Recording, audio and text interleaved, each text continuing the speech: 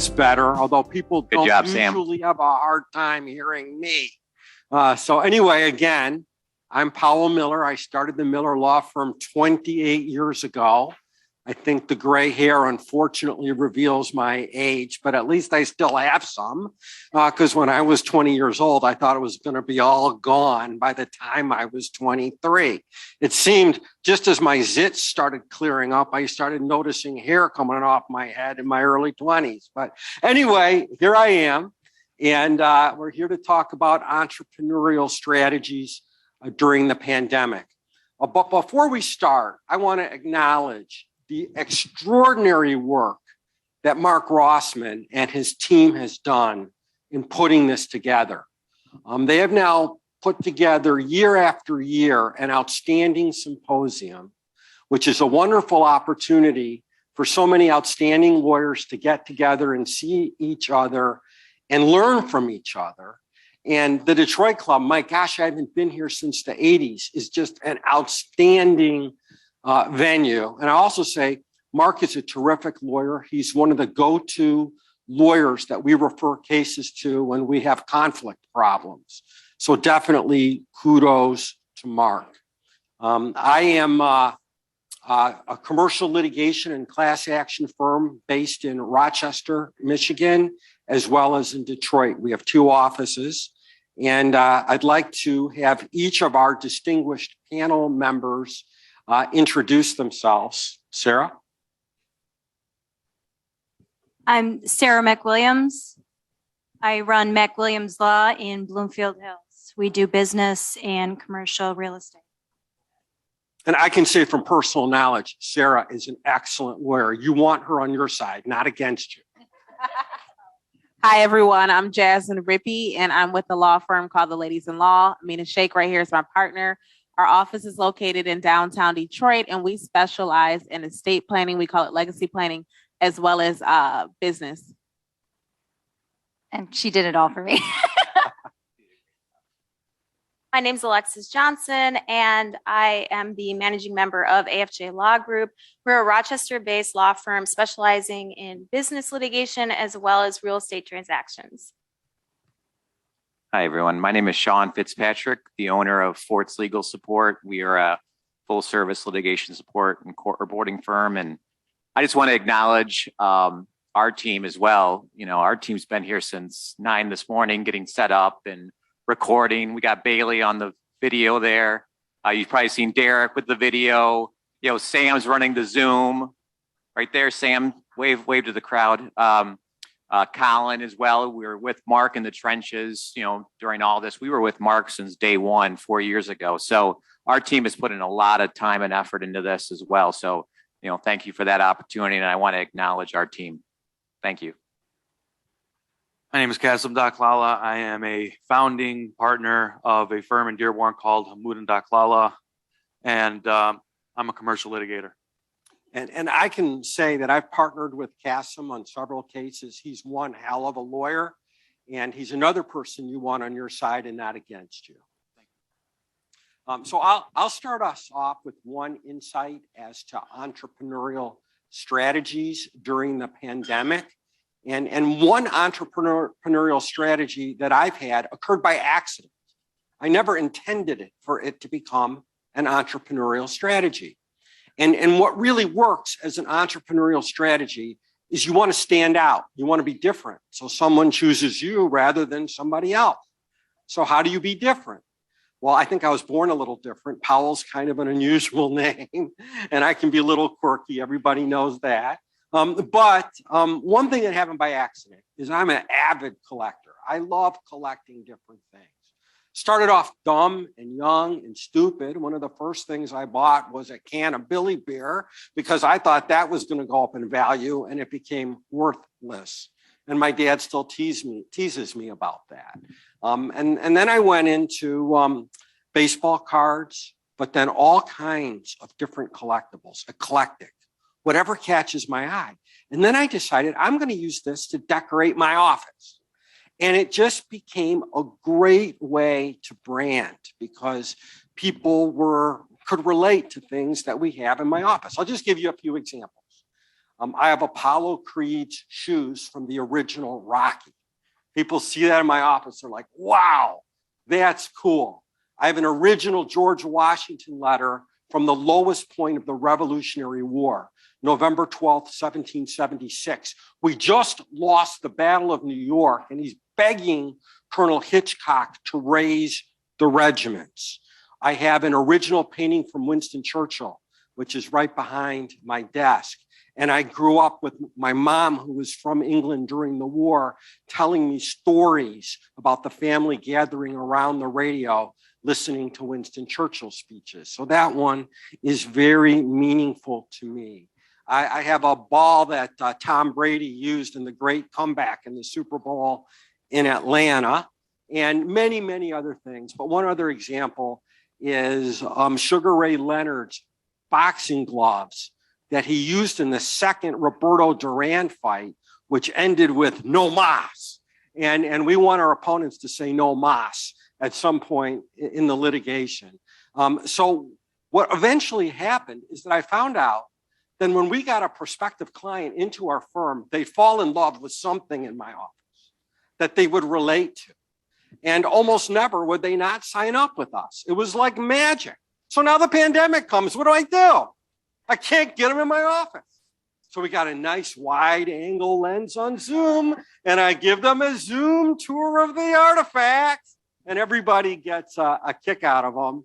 And it helps to, again, distinguish yourself, stand out, be different. So that's my story. That's my insight. And now I'd like to turn it over to Ameena and Jasmine to offer us your insights into entrepreneurial strategies in connection with the pandemic. Thank you, Powell. So as Jasmine introduced us, we are ladies in law. We're the co-owners. And when we teamed up, we knew we wanted to do something different, that we wanted to create a brand that was not typical for law firms. We felt we weren't typical. We're very creative individuals. We are outgoing. The way we handle our clients we've actually been told by clients, we tend to be a little different in the way we go about our cases and just how we personify ourselves. And so it was really critical that we built a brand like that. But as many people know, and all of us here, that when you start building your business, especially as lawyers, it's very difficult when you get stuck in the trenches. You've got deadlines, you've got to do everything else, but work on building a brand. So what do? You fall back into what everyone else is doing and what seems to work. But we very much so did not want to do that. So then COVID hit. We, prior to COVID, had already started playing around and developing ideas of how we should bring about this brand. And we knew it needed to be done through media. And we knew we wanted to do videos. She and I were best friends, and we really love being around each other, and we love educating people. So we knew that's what we wanted to do, but do it in a fun way. But we didn't have time. And then COVID hit, and we had time.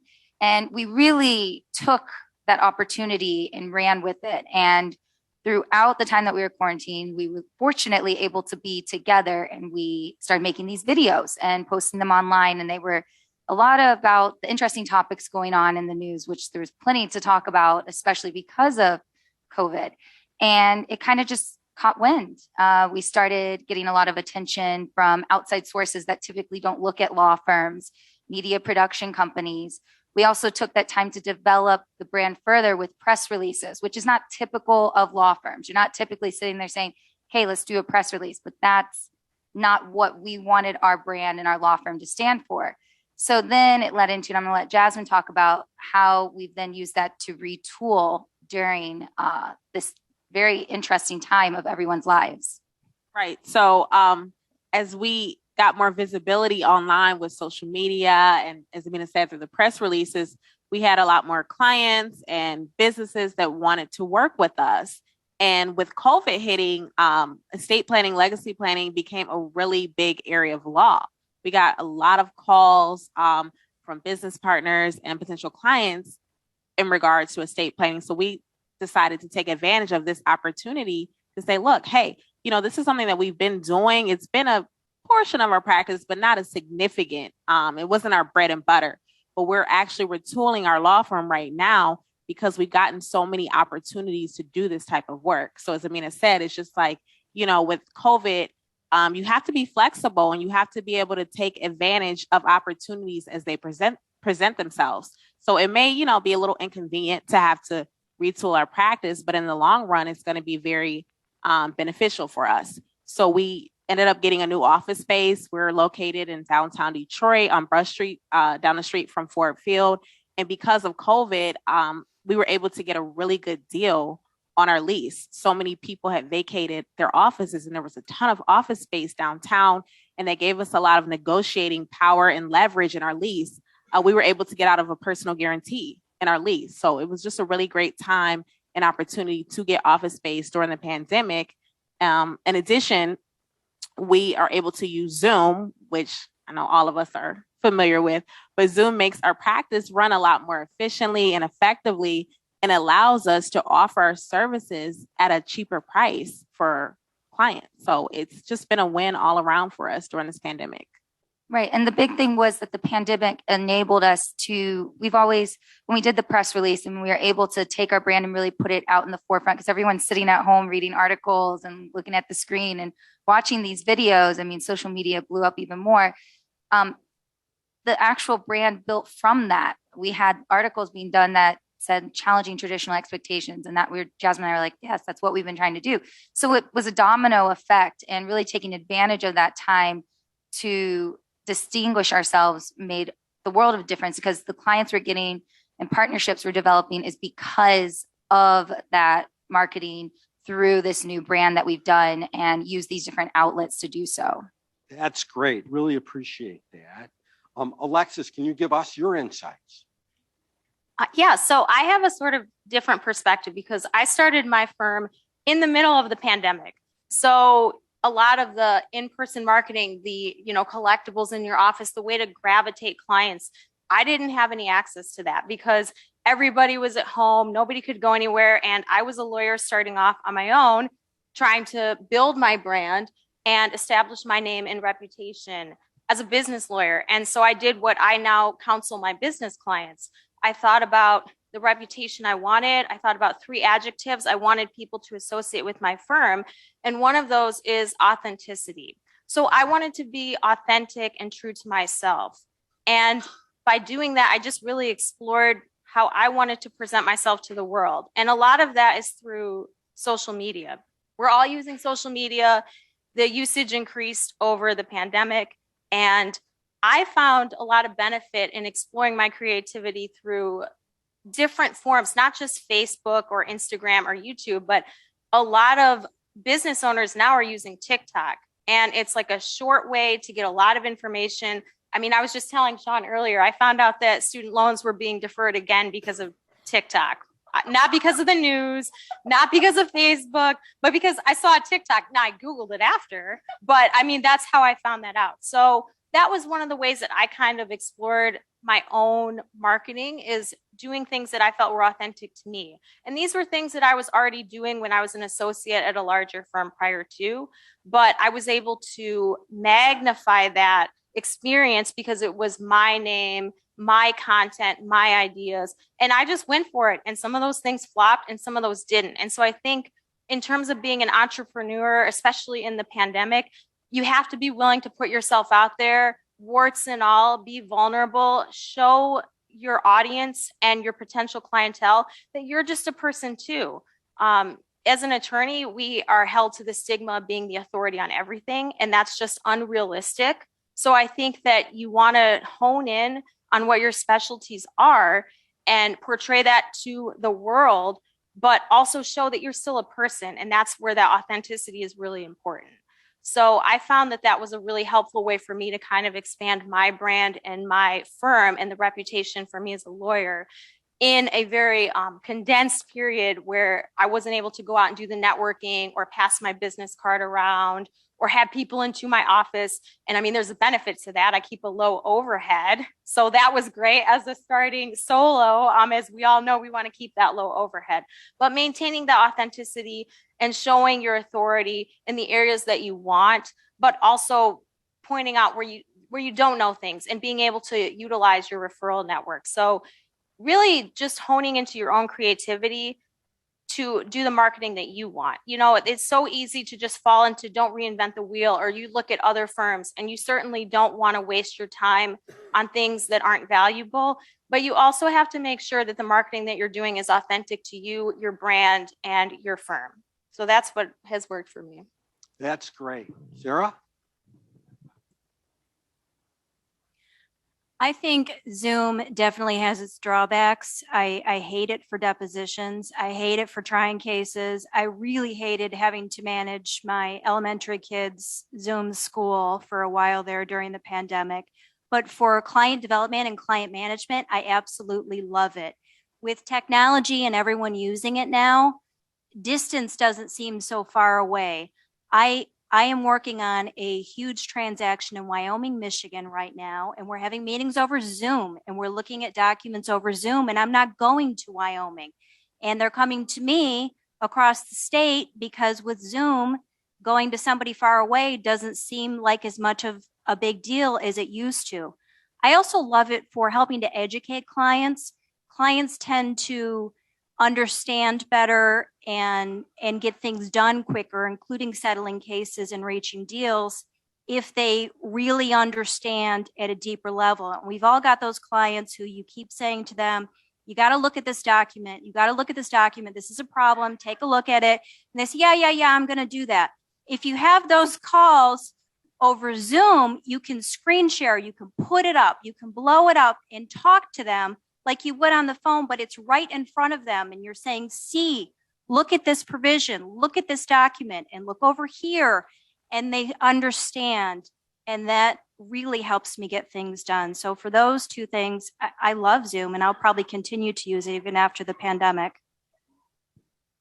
That's great, Sara. Thank you very much. Kassem? Yeah, so when back before the world ended, like in March of 2020, there was definitely, people had their own patterns. They had their 3-year plan, 5-year plan. A lot of that was turned on its head.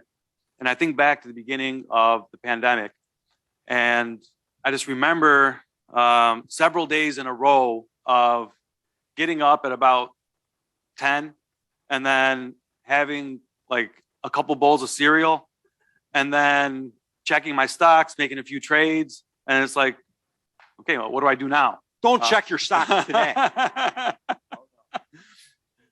So it got to the point by like April, and for the first time, I've been a lawyer for 15 years, and for the first time in my career, I got 0 new client matters in the month of April 2020. So I turned to my wife and I said, I guess that's it. I've had a run as a lawyer. Now we're going to, I don't know what's next, farming, shooting zombies. I had no idea what to expect. And so, technology, as we've now with the benefit of hindsight, looking at everything in retrospect, the advent of Zoom, it's been great. I think as a litigator, it's been the thing that I always hated about court was getting ready for and going to and sitting in court. The 10 minutes that you spent on the record with the judge was great. The 5 hours of preparation and commute and sitting on hard wooden benches just to hear people talk about motions you don't care about, that was the worst part. But that was a big part of the practice of law. And now with remote court, that's all been kind of eliminated, which is great. But there's drawbacks. Until, and I've marked this date in my head forever, until June 8th of 2020, we weren't allowed to go back to our office. It was literally illegal for us to go back to our office and work. And I really noticed something about managing a practice and working on cases, in that there's a certain multiplying effect of creativity, of learning, when you're face to face and you're working in close proximity with people.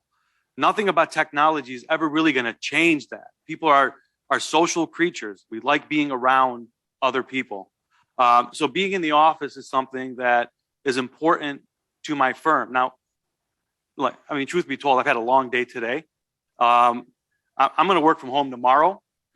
So it's, people in my office have that flexibility. You want to work from home, go ahead and work from home. But the best work gets done when people are working together. Now, as far as remedying that problem of nobody hiring me in April of 2020, everybody's got their network. Everybody's got people that are really part of their lives. And over the course of, being a lawyer and handling important things for people for the course of years, you build deep relationships. And so I think, a lot of lawyers are like, well, what's next? Should I be on, what aspect of my social media presence do I need to expand, et cetera, et cetera, et cetera. But you can't even really find me on social media. And the young Gen Z employees in my office have literally told me to my face that that's weird, that they think there's something wrong with me because of that. But I went back, and those relationships that I've cultivated over years, I just started calling clients. I had nothing else to do, literally. I started calling clients. Hey, how are things going? And everybody had a story to tell. Everybody was dealing with something in a new, unique world. And I just frankly enjoyed just talking to people, because I got sick of just like hearing my kids scream all the time. And so I placed those phone calls, went out and, met with people, had cups of coffee, formed groups of people that, we're in, WhatsApp group chats together, but we'll organize meetings to just pick a Friday morning, get together, have some coffee. Hey, what are you working on? What's working for you? What's not working for you? And so your referral network of lawyers, your clients that you've done work for in the past, those deep relationships will always keep you busy and always keep people with you at the top of their mind for what to think of when an issue comes up. So I think that the pandemic has really caused me and the lawyers at my office to kind of really make that a focus. It's at the end of the day, we're a people-oriented business. That's really what we exist for. Yeah. And without real relationships with your clients, you don't really have anything. So that's really been the focus since the beginning of the pandemic. One insight I have is what I sometimes call cocoon theory in terms of being an entrepreneur. And that is, we tend to live inside our own cocoons. We think about, hey, what am I going to do tonight? How are my kids doing? What am I going to have for dinner? What brief do I have to write tomorrow? To be an effective entrepreneur, you have to break out of your cocoon and reach out to other people. And you have to recognize that other people who are potential clients are in their cocoons too. They're thinking about their families, they're thinking about their work, they're thinking about their children.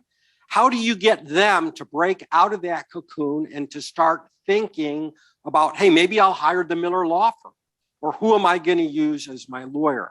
Well, some strategies that we used during the pandemic is we ordered thousands of masks early on, and we sent them to clients. We sent them to referral sources, and they really appreciated that. It was a way to do a good deed. Something was useful. Masks were kind of hard to get in the beginning stages of the pandemic, and they appreciated it. I also bought several dozen plaques that had a Ben Franklin quote about hearing trouble knocked on the door, hearing laughter inside, hurried away. And I sent that to probably 40, 50 people now that I think about it. And many people were down, depressed, worried, and it really lifted their spirits. And it was just another way to connect with them. But I say the very best entrepreneurial strategy, with or without a pandemic, is win, baby, win. Because clients want to hire winners.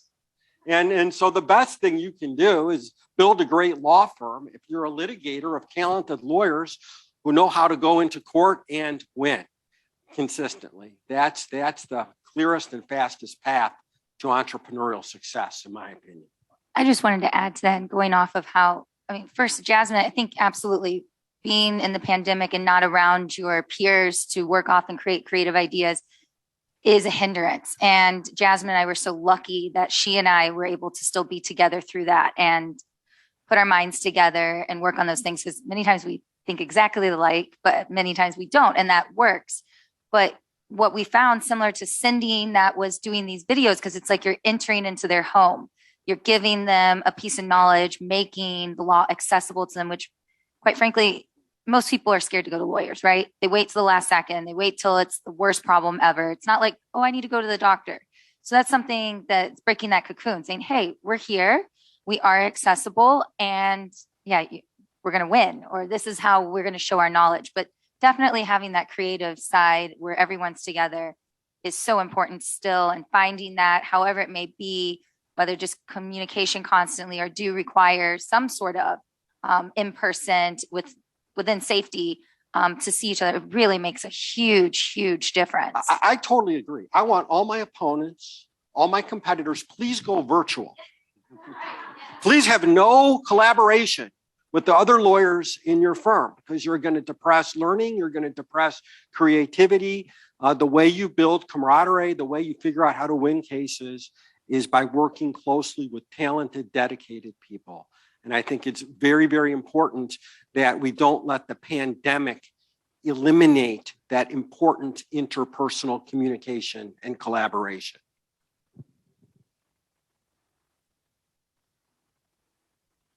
Best for last, Powell. Come Absolutely. on, man. Go Give for it to me, baby. Rock and roll, baby. I mean, I've been waiting, but I'll just jump in here. You know, I've spent a lot of time on TikTok during the pandemic too. I've seen all of Alexis's videos. I'm sure Bernie has as well. I mean, come on, Bernie, you're on TikTok too. What? Okay, come on, guys, come on. But you know, as a non-lawyer here in the group, we run a different kind of business, and really in March of 2020, like our business like stopped. You know, I mean, most people here had at least some billable hours. Ours completely stopped. So we had to make some really hard decisions. We had to furlough people, you know, PPP money. We were after that, you know, so, you know, we went after that pretty aggressively.